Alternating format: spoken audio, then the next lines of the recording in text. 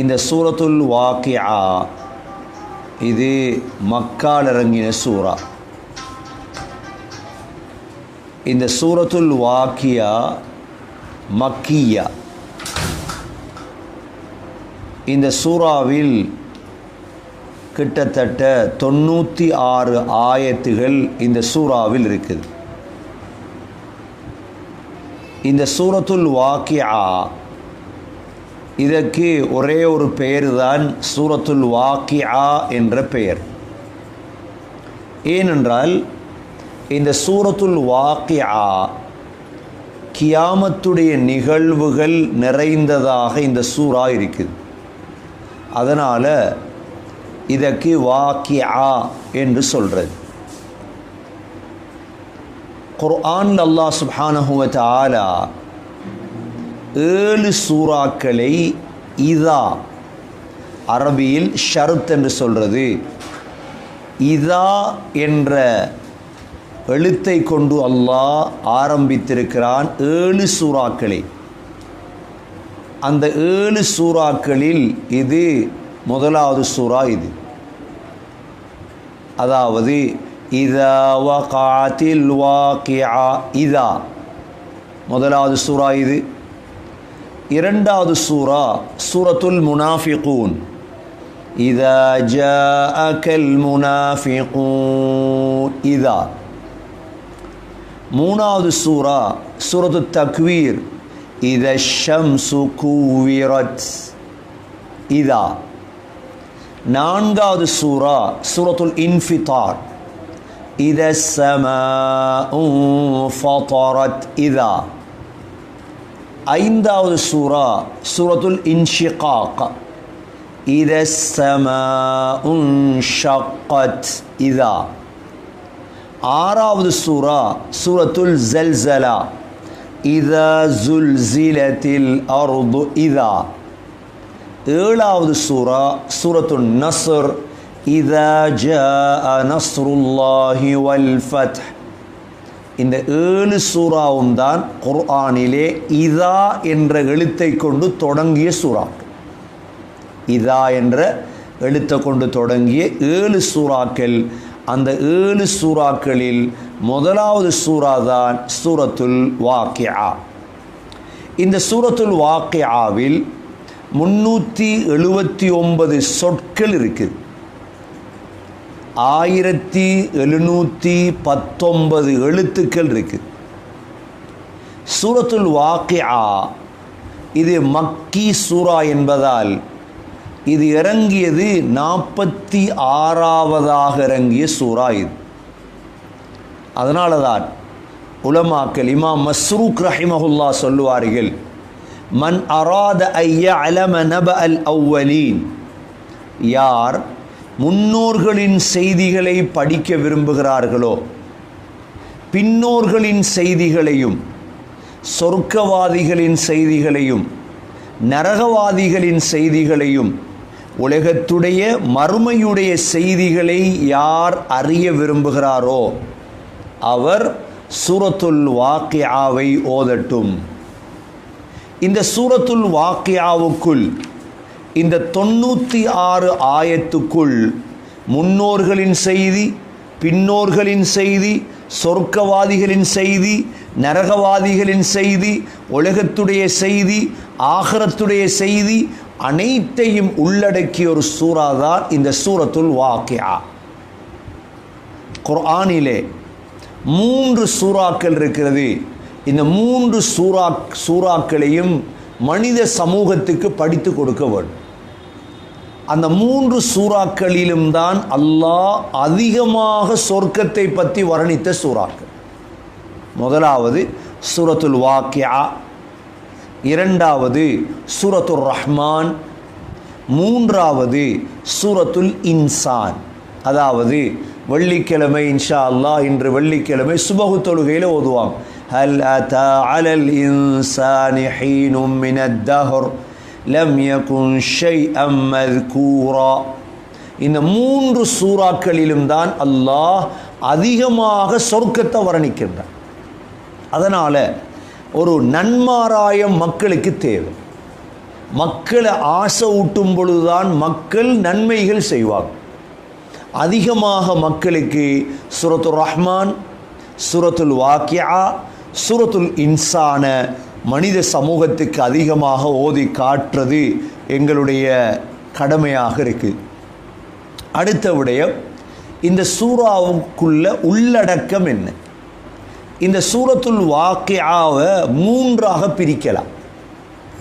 முதலாவது முதல் ஆயத்திலிருந்து 56வது ஆயத்து வரைக்கும், அதாவது கியாமத்துடைய நாள் நடந்தே தீரும், எந்த சந்தேகமும் இல்லை என்பதை அல்லாஹ் தெளிவுபடுத்திவிட்டு, கியாமத்து நடக்கும் பொழுது உலகத்தில் நடக்கக்கூடிய அபாயகரமான நிகழ்வுகள் என்ன இதையும் சொல்லிவிட்டு அல்லாஹ் உலகத்தில் இருக்கக்கூடிய படைப்புகளை மனித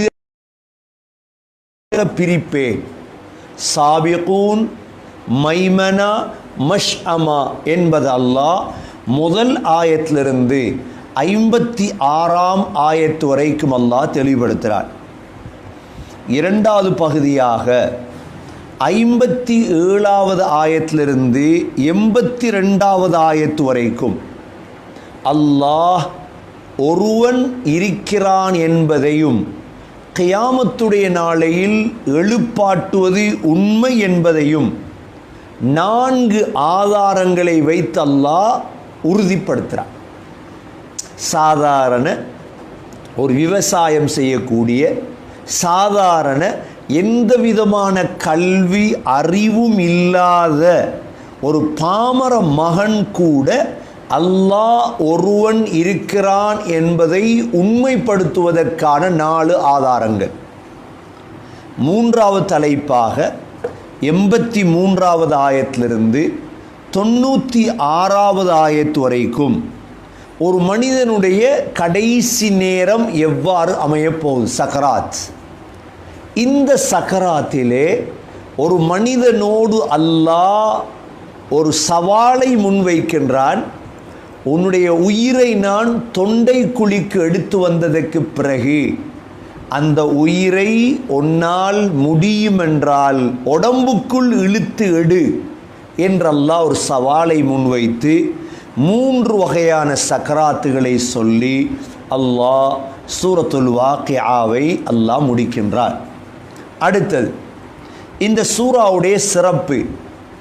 சூரத்துல் வாக்கியாவுக்கு உலமாக்கள் 6 சிறப்புகளை பதிவு செய்திருக்கிறார்கள். முதலாவது சிறப்பு, இமாம் ஹாக்கிம் ரஹிமஹுல்லா 875வது ஹதீஸாக அறிவிக்கக்கூடிய ஹதீஸ், நபி ஸல்லல்லாஹு அலைஹி வஸல்லம் சூரத்துல் வாக்கியாவை ஃபஜ்ர் தொழுகையில் ஓதுவார்கள். ஃபஜ்ர் தொழுகையில், சுபஹுடைய தொழுகையில் ஸல்லல்லாஹு அலைஹி வஸல்லம் சூரத்துல் வாக்கியாவை ஓதுவார்கள். இரண்டாவது இந்த சூறாவுடைய சிறப்பு, இமாம் திர்மிதி ரஹிமஹுல்லா 3297வது ஹதீஸாக பதிவு செய்திருக்கும் ஹதீஸ், அபூபக்கர் ரலியல்லாஹு அன்ஹு நபி ஸல்லல்லாஹு அலைஹி வஸல்லமுடைய முடிகள் நரைத்திருப்பதை பார்த்தாங்க. நபியுடைய முதலாக நரைத்த முடி இந்த முடிதான், அனஃபா என்று சொல்கிறது. அதாவது கீழ் உதட்டுக்கு கீழ் இருக்கும் சின்ன தாடி, இதற்கு அரபில் அனஃபா என்பது இந்த முடியும், சுதுகைன் அதாவது இந்த முடியும் இந்த முடி, இந்த 3 இடமும் தான் ரசூலுல்லாஹி ஸல்லல்லாஹு அலைஹி வஸல்லமுடைய முதலாக நரைத்தது. அப்போ இந்த 3 முடியுடைய நிறைய பார்த்ததோடு அபூபக்கர் சித்திக் ரலியல்லாஹு அன்ஹு கேட்டாங்க, யா ரசூலல்லாஹ், முடியெல்லாம் நரைச்சிட்டே. ஸல்லல்லாஹு அலைஹி வஸல்லம் சொன்னார்கள், ஷய்யபத்னி ஹூதுன் வல் முர்சலாத் வல் வாக்கிஆத் வல் வாக்கிஆ வல் முர்சலாத் வ அம்ம யதஸாஅலூன் வ இதஷ் ஷம்ஸு குவிரத். 5 சூறாக்களுடைய பெயர்களை சொன்னார்கள் ஸல்லல்லாஹு அலைஹி வஸல்லம். இந்த சூறாக்கள் தான் எனது முடிகளை நரைக்க வைத்து விட்டது. முதலாவது என்ன சூரா? சூரத்து ஹூத். இரண்டாவது என்ன சூரா? இந்த சூரா சூரத்துல் வாக்கியா. சூரத்துல் ஹூத், சூரத்துல் வாக்கியா.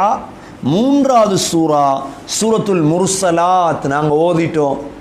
4வது சூரா அம்மை யதஸாஅலூன், 5வது சூரா இதஷம்சு குவிரத்.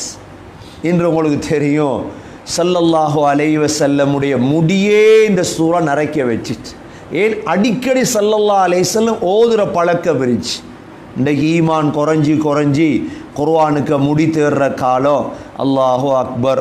சமூகத்துடைய நிலைமையை சிந்திச்சிங்கண்டா அது சிரிக்கிறதா அழுகிறதான்னு தெரியாது. ஈமானுடைய பாடம் குர்ஆனை படிக்க வேண்டிய நாங்கள், குர்ஆனை படித்து மனித சமூகத்துக்கு படித்து கொடுக்க வேண்டிய நாங்கள் புதைக்க வேண்டிய முடியை போய் குர்ஆனுக்கு தேடி எங்களோட ஈமான் எல்லாம் பாலான விடயங்களை நாங்கள் பார்க்குறோம் சமூகத்தில். 3வது சிறப்பாக அபூதாவுதிலே 1396வது ஹதீஸ், நபி ஸல்லல்லாஹு அலைஹி வஸல்லம் தொழுகைகளில் சூரத்துல் வாக்கிஆவையும் சூரத்துன் நூன், நூன் வல் கலமி வமா யஸ்துரூன், இந்த 2 சூறாவையும் சேர்த்து ஓதுவார்கள். இது 3வது சிறப்பு. 4வது சிறப்பு, இந்த ரிவாயத் இப்னு அபு யஅலா இப்னு அசாக்கிர் அப்துல்லா பின் மஸ்ஊத் ரலியல்லாஹு அன்ஹு மூலமாக அறிவிக்கிறார்கள். யார் மன் கரா சூரத்துல் யார் ஒவ்வொரு இரவிலும் சூரத்துல் வாக்கிஆவை ஓதுவாரோ லம் துசிபுஹு ஃபாகத்துன் அபதா, ஒரு நாளும் அவருக்கு ஏழ்மை வராது. சில உலமாக்கள் இந்த ஹதீஸை தஈஃப் என்று சொல்கிறார்கள். அது அப்துல்லா பின் மஸ்ஊத் ரலியல்லாஹு அன்ஹு அவர்கள் தான் இதை சொன்னதாக சொல்கிறார்கள். எது எவ்வாறு இருந்தாலும் குர்ஆனை ஓதுவதால் சிறப்பு தான். அடுத்தது 5வது சிறப்பு, சூரத்துல் வாக்கிஆவுடைய இப்னு மர்தவைஹி ரஹிமஹுல்லாஹ் அனஸ் ரலியல்லாஹு அன்ஹு மூலமாக அறிவிக்கிறார்கள். இந்த சூரத்துல் வாக்கிஆவுடைய மற்ற பெயர் சூரத்துல் கினா, செல்வத்துடைய சூரா. ஆகவே அல்லிமுஹா அவுலாதக்கும், உங்களுடைய பிள்ளைகளுக்கு சூரத்துல் வாக்கிஆவை படித்து கொடுங்கள். இன்னொரு ஹதீஸிலே உங்களுடைய பெண்களுக்கு சூரத்துல் அல்லிமு நிசாஅக்கும் சூரத்துல் வாக்கிஆ, உங்களுடைய பெண்களுக்கு சூரத்துல் வாக்கிஆவை கற்றுக் கொடுங்கள். சகோதரர்களே, நல்ல ஓய்வாக இருக்கும் காலம் இது, வீடுகளுக்குள் இருக்கும் காலம் இது. ஆகவே சூரத்துல் வாக்கிஆவை பிள்ளைகளுக்கு படித்து கொடுங்க. சூரத்துல் முல்க தஃப்சீர்களில் கவனம் செலுத்துங்க, குர்ஆனில் கவனம் செலுத்துங்க. நேரம் இருக்குது, என்ன செய்யலாம் என்று காலத்தை வீணடிச்சிடாம நாங்களும் அதனால தான் இந்த தஃப்சீரை செய்வதற்காக முற்பட்டிருக்கின்றோம். அடுத்தது 6வது ஒரு சிறப்பு தான் ஹஸ்ரத் இமாம் ஸஅலபி இப்னு அசாக்கிர் ரஹிமஹுல்லாஹ் அப்துல்லா பின் மஸ்ஊத் ரலியல்லாஹுடைய சம்பவத்திலே பதிவு செய்கிறார்கள். ஹஸ்ரத் அப்துல்லா பின் மஸ்ஊத் ரலியல்லாஹு அன்ஹு தன்னுடைய சக்கராத்தை அடைந்தார்கள். சக்கராத்துடைய நேரத்திலே கடைசி வருத்தத்தில் இருக்கும் பொழுது உஸ்மான் பின் அஃபான் ரலியல்லாஹு அன்ஹு அப்துல்லா பின் மஸ்ஊத் ரலியல்லாஹு அன்ஹு அவர்களை நோய் விசாரிக்க வந்தார்கள். அப்துல்லா பின் மஸ்ஊத் ரலியல்லாஹு உங்களுக்கு தெரியும், அவருடைய கால் கொஞ்சம் கட்ட. ஒரு தடவை நபி ஸல்லல்லாஹு அலைஹி வஸல்லம் நபி அவங்க அடிக்கடி அராக் என்ற குச்சியால் தான் மிஸ்வாக் செய்வார்கள். நபி அவர்கள் அப்துல்லா பின் மஸ்ஊத் ரலியல்லாஹு சொன்னார்கள், அப்துல்லா இந்த மரத்திலே ஏறி ஒரு குச்சியை உடைச்சி தாங்க அப்படின்னாங்க.